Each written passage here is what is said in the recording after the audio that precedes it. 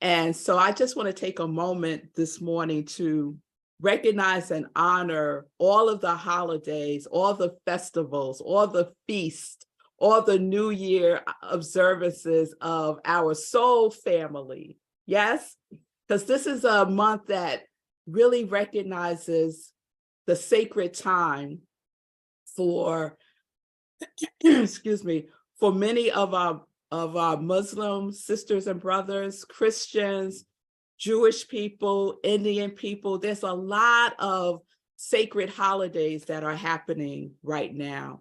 And what is so interesting to me, or let me not get into a sermon about this, okay. But what is interesting to me when we talk about the different holidays and religious observances is that there are more similarities between all of them than there are differences. So I would just invite you to join me in sending some oneness love vibrations to our soul family who may not end their prayers with, and so it is. We are one. So let's just take a pause and take a deep breath and just send out that love energy to everyone. No one is excluded.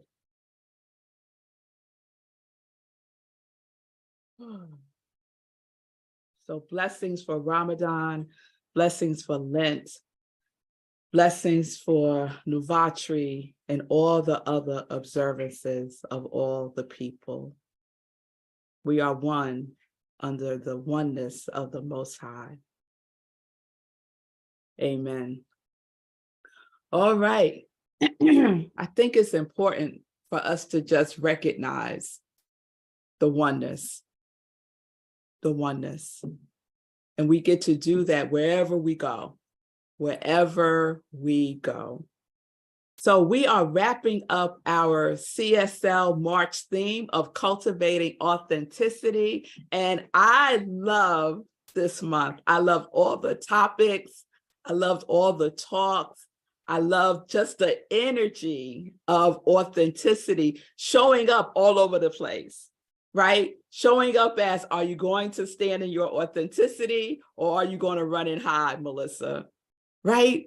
We get those opportunities, especially we become more present to those opportunities, I would hope, when we are in these specific themes and topics every month.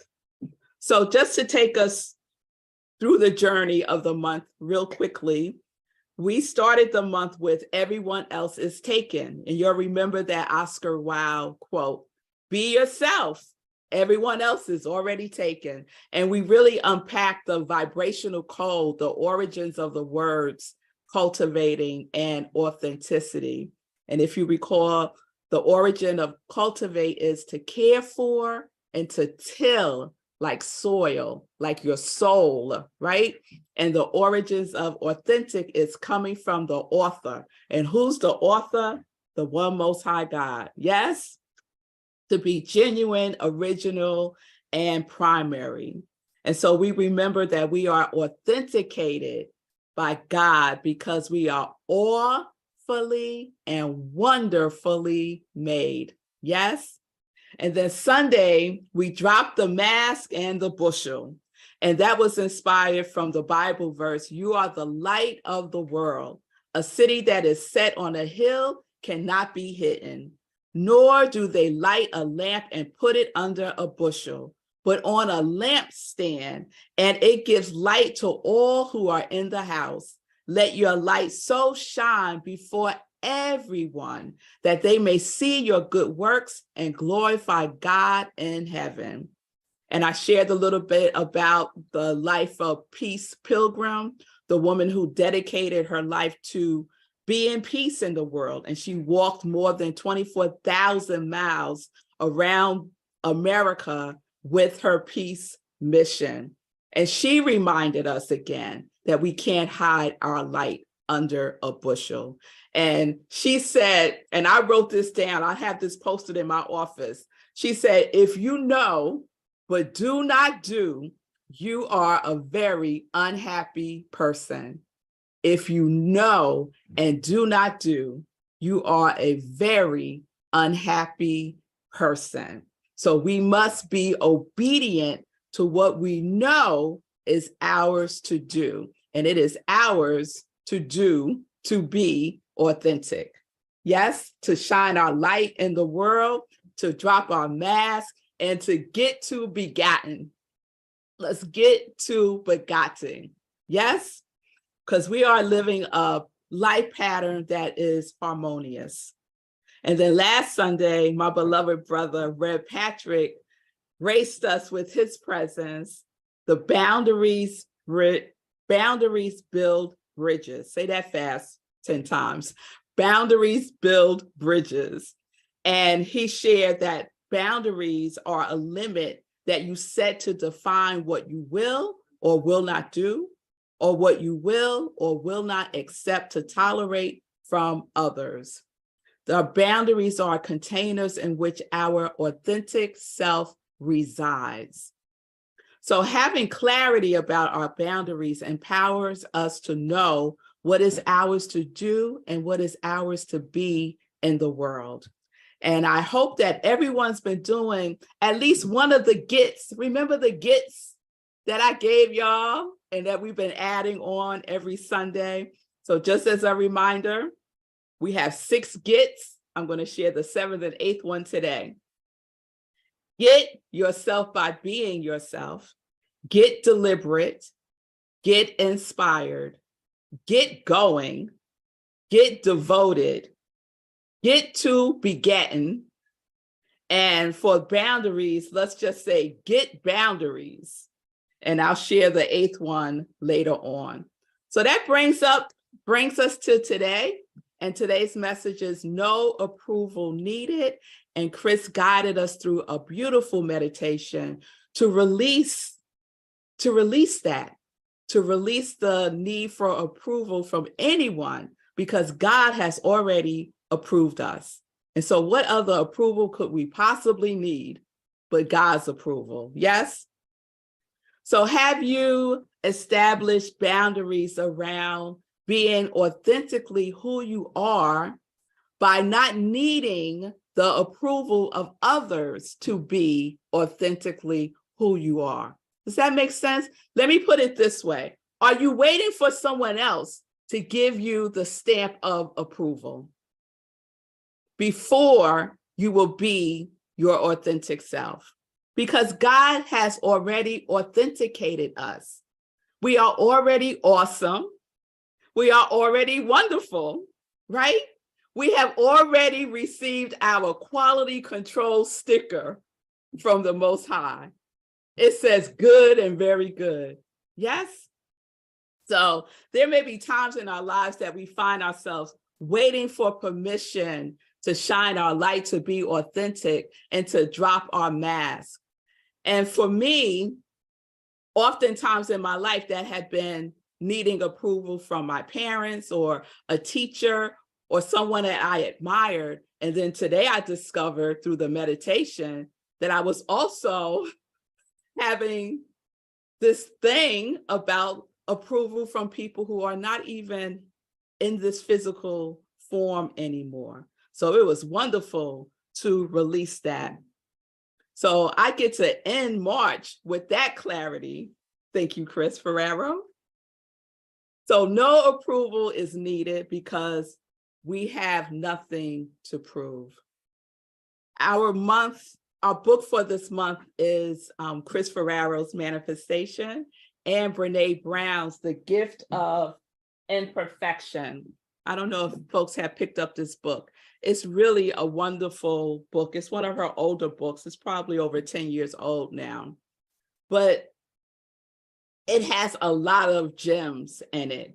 And one of the things that Brene Brown says about authenticity is a collection of choices that we have to make every day. It's about the choice to show up and be real, the choice to be honest, the choice to let our true selves be seen. And we know that Brene Brown has done a lot of work around the topics of shame and vulnerability and courage. And there's a chapter in the book titled "The Thing That Gets in the Way." And what she says about this is, if we really want to live a joyful, connected, and meaningful life, we must talk about the things that get in the way, especially shame, fear, and resistance to vulnerability. Because when we establish a boundary of not needing the approval of others to be our authentic selves, we are developing what Brene refers to as shame resilience. Shame resilience. So this is what shame resilience means. Shame resilience is the ability to recognize shame and move through it while maintaining our worthiness and authenticity. Then we have to talk about why shame happens. So we could be feeling a certain way, but we can still maintain our authenticity and our worthiness. So the need for approval is tied to our limited beliefs that have not yet been healed, transformed, released, surrendered. And I've said this a number of times, but there really are 5 main core beliefs, 5 main core limiting beliefs. I am unworthy, I am unlovable, I am not enough, I am not safe or secure, and I am alone. So if we live from the place of believing that we are not worthy, lovable, enough, safe or secure, and that we are alone, then we have the tendency to look out of ourselves for validation, for value. And we could start living a life pattern of hustling to feel valuable. And Brene says in the book that when we struggle to believe in our worthiness, we hustle for it. Do you feel sometimes like you're hustling, like you're struggling, like you're pushing through life? I love this month's Science of Mind magazine. Reverend Michael Gott is writing the daily guides for the month of March. And he had one on March 20th that was called Nothing to Prove. In it, he wrote this: I know there is no need to prove myself in any way, but my unconscious mind continues to resist the deeper embodiment of this knowing, always offering evidence for the ways in which I still don't measure up. And he asked these questions: how often in my life have I made choices and taken actions so as to prove myself to other people? I do that. I do that. Less and less, but I catch myself sometimes. I do. Have you made any choices and taken actions just to prove your worthiness? I matter. See me. Yes. Did those choices lead you to feelings of worthiness or feelings of shame, fear, and resistance to being your authentic self? Oftentimes for me, it did not lead me to feeling worthy.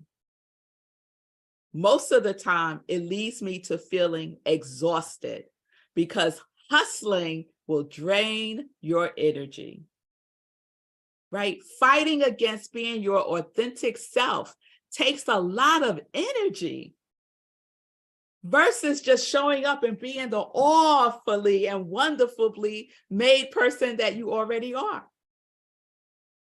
So I want to share a story about a young woman. She was about 18 years old. She had her first summer job at a corporation, and working at this corporation made her feel really important. She would get on the train to Manhattan. She would get to the building and show her corporate ID. She would take the elevator up to the executive floor. Now, she wasn't an executive, but she worked for one. And so that made her feel really special. One of the perks at working for this executive was if she worked past 7 o'clock, she got to take a car home. So they would give her a car voucher and she would get into these Black luxury cars. You know, the ones where the driver gets out and opens the door for you and closes the door for you. And then when you get to your destination, they get out and they open the door. Yeah, like that. So she was living the high life as far as she was concerned. So she would step out of that luxury car in her neighborhood and people would be looking at her wondering like, what is going on with her? She was feeling really, really good about herself. But this was a summer job and her time at the corporation was coming to an end, which meant no more luxury cars. So she decided that she was going to steal a bunch of the car vouchers. So the summer job ended, but guess what? Her luxury rides did not, because she had stolen those car vouchers. So she would call the car service and have that car service drive her all over the place, right? She was living a life at 18. She was feeling wealthy and she thought she was possibly feeling even worthy, because most of her life, she did not feel worthy. And this experience was giving her that feeling of worthiness. And then guess what? You'll know what happened. The last voucher, it was over. And then what happened? About a month later, someone from the corporation contacted her and they told her that they knew that she had stolen the vouchers and they were threatening to press charges against her unless she had paid back the money. Now, this girl would call the car service to pick her up from her house and drive her back home to her house. Now, they would send a bill to the corporation that would have the pickup information and the drop-off information. So clearly, this was not a mastermind criminal that I'm speaking about here. Now, she was able to work out a payment plan and the whole matter got resolved with the corporation. But what was left, which was unresolved, was the feeling of shame. She felt such shame, and that shame was magnified, and that shame triggered her feelings of unworthiness even more. As a matter of fact, she believed it was the evidence that she was unworthy, the proof that she was unworthy. And she carried this secret and shame for years. She told no one. She moved on with her life, oftentimes thinking about what she had done. She still had not forgiven herself. She still felt a lot of shame about what she had done. And she was now in her late 20s and she was starting on a new journey with herself. She was taking classes at a spiritual center. And one of these classes required that she take inventory of herself. So one of the steps of the inventory was to share something that she had not forgiven herself for, to share something that she felt shame about. And you'll know immediately what came up for her. The first thing that came to mind was stealing those car vouchers. And she shared it, she confessed it to a trusted friend. And that confession was what she needed to start to free herself and forgive herself. She was able to release herself from the shame. She was able to start healing the wounds of unworthiness that had driven her choices and decisions most of her life. She was able to forgive her father. She was able to forgive herself. She was beginning to see her life from a higher perspective. And she began to realize that she really has nothing to prove, right? This story is an illustration of how we can hustle for our worthiness for proof and approval. It also illustrates how this young woman claimed what Brene Brown refers to as her shame resilience, that ability to recognize shame, to move through it while maintaining our worthiness and authenticity. Then we have to talk about why shame happens. And she talked about it. And she understood the underlying core belief that had been running her life, the core limiting belief of unworthiness. Reverend Michael Gott also writes in that daily guide, Nothing to Prove, what if we could finally rest in the truth of our wholeness and trust that there is nothing to prove ever? What might we become? What might we become? What might that young woman become? Well, years later, that young woman became the spiritual director, senior minister at Rockland Center for Spiritual Living. Yes, that young woman was me. And I have to tell you, confession is good for the soul. It frees you. We don't have to carry our burdens around. We don't. We could lay them down. We could lay down the need for approval. We could lay down the need for anything that is not who we truly are. So there is no approval needed to be who God made you to be. The you that is awfully and wonderfully made. The you that is authenticated by God. The you that has a magnificent light to shine in the world. The you that has dropped the mask of shame and fear. The you that love has begot. Love begot you. Love got you. Yes? The you that is worthy just because. Just because. The you that said yes to this divine assignment. And everyone here has said yes to this divine assignment. And the reason why I know this is true is because you are here. You are here. You are worthy to be here. You are wonderfully made. No approval needed by anyone because God has already approved you. Every breath that you take is God's approval for you to live authentically as the representation of the divine itself. So are you holding on to something that needs to be released? Are you willing to drop the mask and shine your light more now than ever before with the knowingness that there is nothing to prove and no approval is needed? Let me ask again.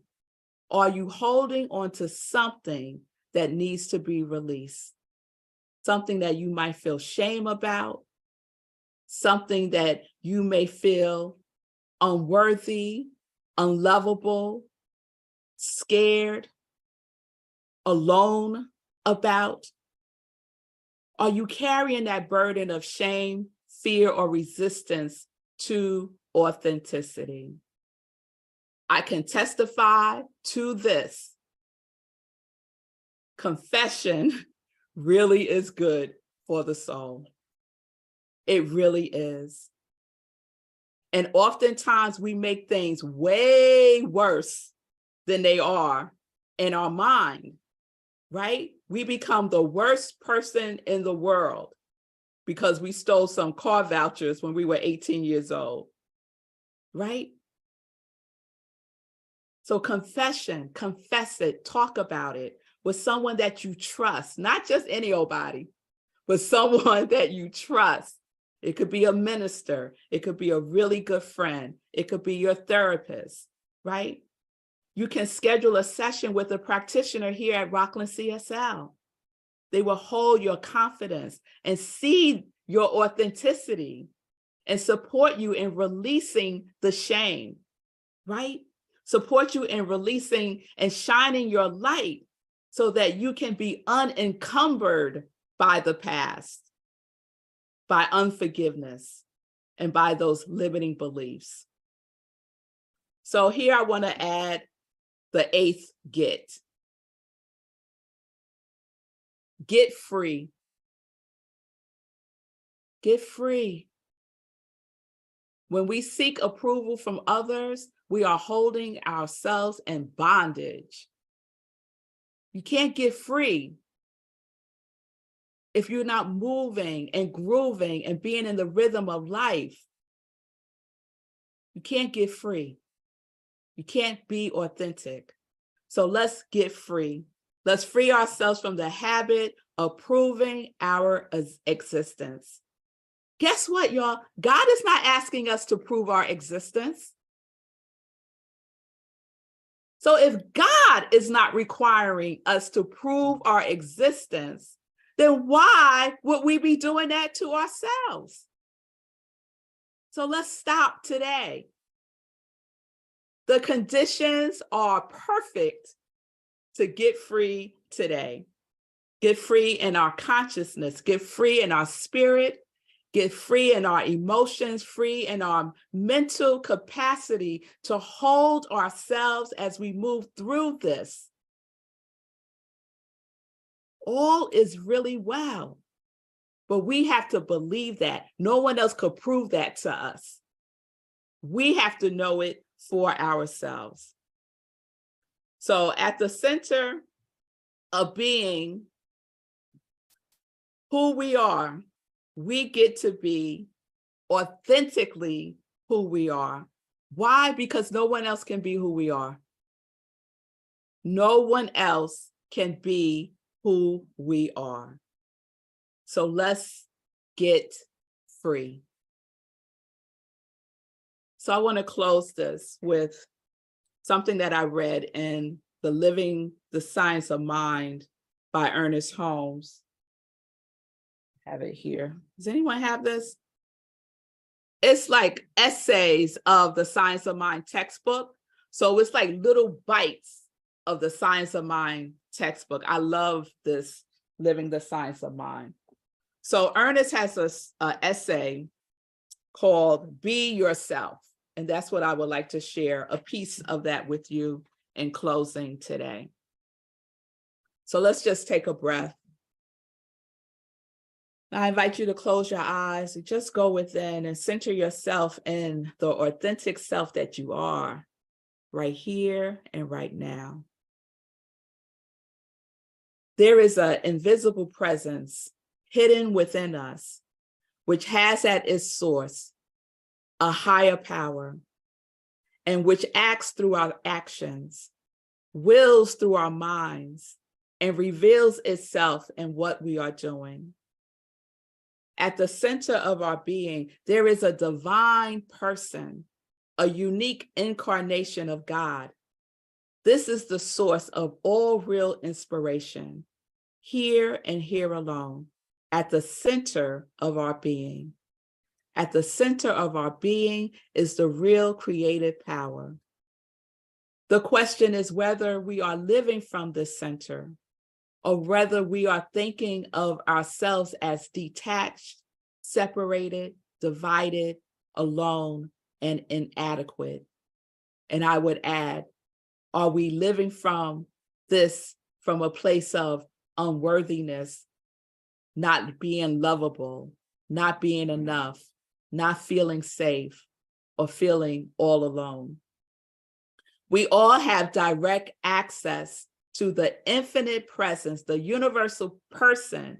There could be no more beautiful thought than that the divine spirit itself, infinite as it is also within us.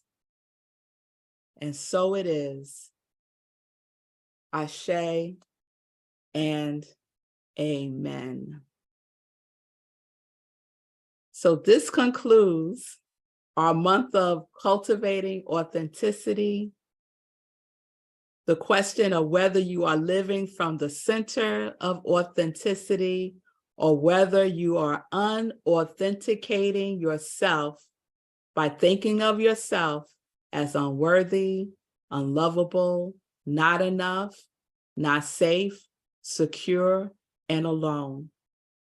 I hope, I pray that you recognize again that you are awfully and wonderfully made. Peace and blessings.